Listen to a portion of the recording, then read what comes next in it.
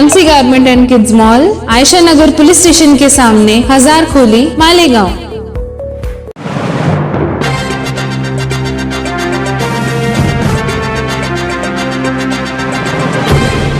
देखते रहिए the prime news Abdul Rahman के साथ।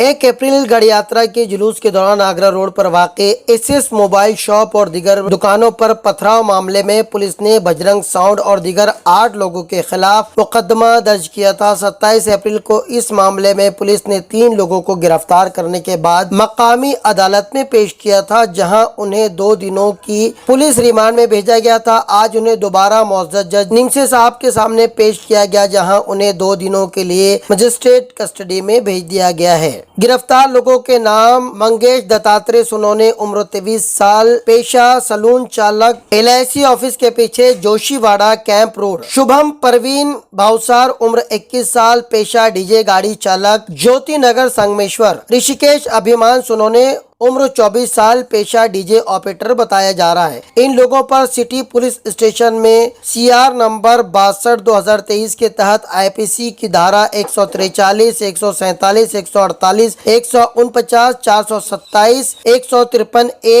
120B समेत महाराष्ट्र पुलिस एक्ट के 135 के मुताबिक 37(1)(3) की खिलाफ वर्जी का गुनाह भी दर्ज किया गया है।